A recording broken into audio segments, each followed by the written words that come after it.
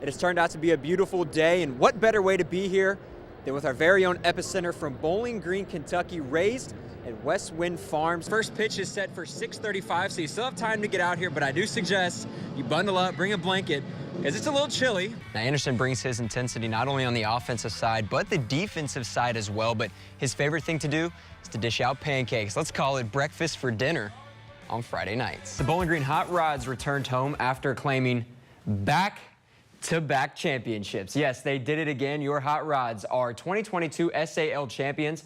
In college athletics, we all know the saying of blue bloods, but today was a battle of the red bloods here in Memorial Stadium as the WKU Hilltoppers faced off against the Indiana Hoosiers. So you get the call that they're going to sign you. What goes through your head? I honestly wanted to get down and start doing push-ups. That was the first thing. Let's kick things back off with our play of the week, and where else are we going tonight other than the Smurf turf? Mr. Dane Parsley himself, taking it 50-plus yards, untouched. This man is dangerous, you all, and you know what else is dangerous? The Warren East offense. They have outscored their opponents 136-7 in their 3 games, and here's the best part about it. Look at the big boys up front. They are running down the field with their quarterback, Dane Parsley. First things first, wow.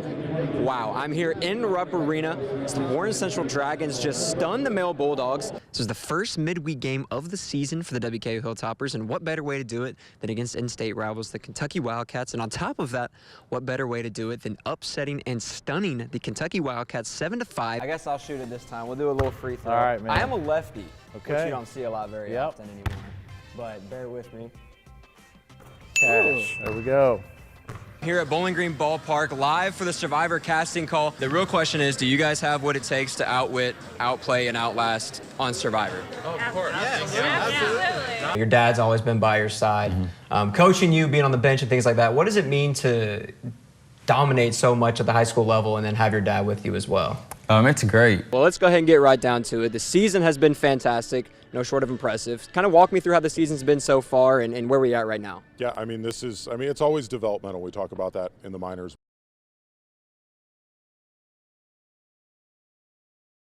To the 7th inning now, 3-1 the score, none. The pitch, foot the catch, Tops come out on top in historic fashion. The Hilltoppers stun number 5 Alabama, rolling past the Tide. Can I get a roll, Tops? And here come the Warren East Raiders. Quarterback Dane Parsley keeps it himself, breaking to the outside. Check this out, Parsley with the hit stick, laying down the hammer. Oh my goodness. Spartans pitcher Riley Saxon on the bump. He gets the batter swinging for the strikeout, retiring the side. Wait, that's only 2 outs, my guy. Where are you going? It's Wednesday, my dude. I get it. And it's heat check time for the Purple Star, pulling it from the Slim Chickens logo, or should I say Curry range. It doesn't matter. Either way, he breaks the net for his 3rd straight. Trojans were dominant on all cylinders. Trig Carver says, so many snacks, so little time, feasting on the quarterback with this sack right there. From the best walk-up song in town to the sweetest swing in the city, Mr. Desperado himself, Patrick Forbes, launches the missile all the way to Louisville as the Cardinal commit rounds the bases. How about some defense as Katie Eisenbarger stuffs the Louisville kill, juicing up WKU faithful.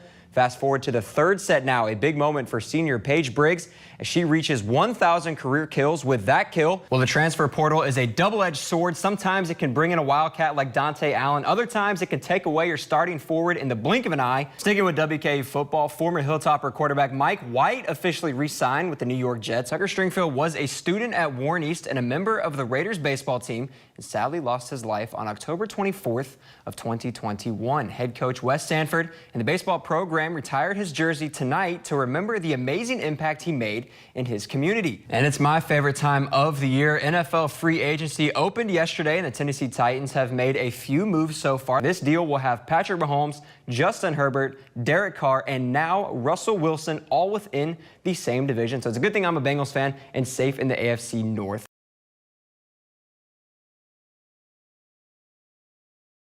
I was just trying to find somewhere where I could be closer to home and I would be treated like family, and I feel like Kentucky is the best fit, and my brother coming here is just a bonus, I feel like. Family has always been the focal point for the Dingles. This may sound cliche, but Justice and Jordan are brothers with a bond like no other. They were always very competitive. But I would say that, since they've grown up and, since high school and college, I think their relationship has really grown to where they're, really, best friends. Before we get ahead of ourselves, let's start at the beginning.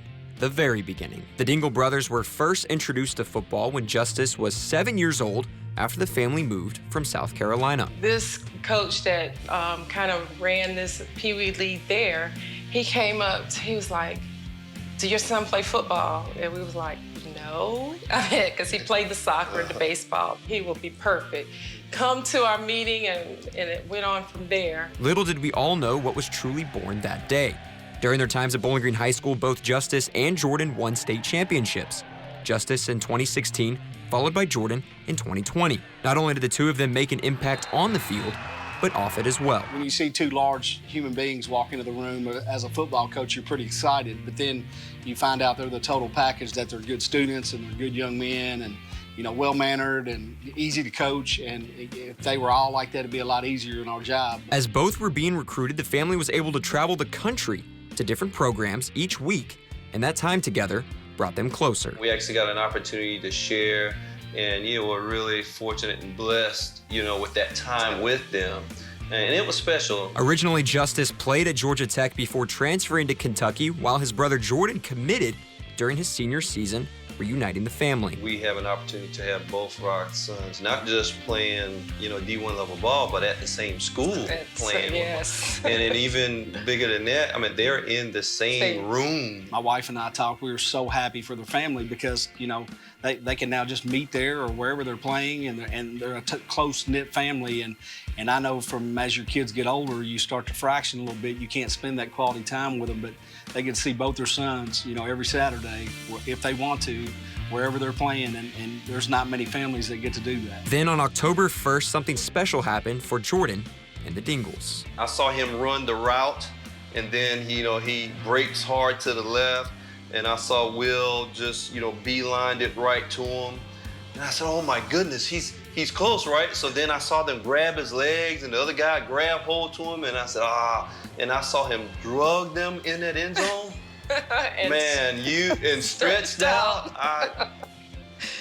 I was so excited, and I was jumping up and high-fiving everybody. From Purple Nation to Big Blue Nation, the Dingle brothers look to continue their legacy in the state of Kentucky. Kentucky's home for them.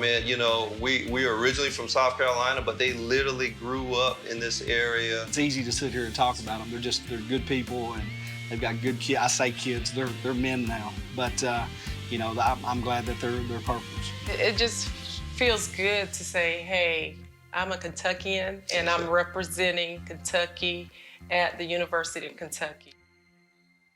27 seasons, 693 wins, 9-time Conference Coach of the Year.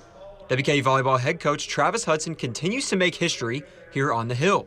But over this past weekend, Hudson's greatest accomplishment was viewed from the stands. It was I've had a lot of cool moments in the sport, right, through my career, but it was one of the coolest moments I've ever experienced. Drew Hudson and the C2 Attack volleyball squad were crowned Boys Junior National Champions in Las Vegas, a championship fueled by the father and son's shared passion for the sport. Obviously, with Dad at Western, it's always been in my life. Mom played in college. It's always been in my life. You come home and you see Dad watching film on the couch, and it's just always been something that has enamored me. The 16 and under club team is made up of players from Kentucky to Tennessee and even Texas. From long practices to late-night film sessions with his dad, Drew's desire to compete in volleyball was sparked by his #1 fan, but was developed on his own. I've always wanted my boys to follow what their passion is. And, my oldest son, Tyler, is extremely successful in his own endeavors, but volleyball was never a love. And so it wasn't something that I have shoved down their throats in their lives. But from the time this kid could walk, it's all he's ever really enjoyed being, around and doing. With college just around the corner, Drew has his eyes on the D1 level. No, right now I'm looking at, I really want to play in college, so I'm trying to figure out what I want to do there. While Drew is focused on his next step, Travis is grateful for the journey this game has given him. Well, it's just amazing to see where this sport has taken our family. I reflected, one of the things that made me a little bit of emotional was, when I was his age, I had never touched a volleyball in my life. And now you fast forward to this point and you see what this game has given me. From generation to generation, the Hudson volleyball legacy continues to grow. Patrick Carey, News 40 Sports, Bowling Green.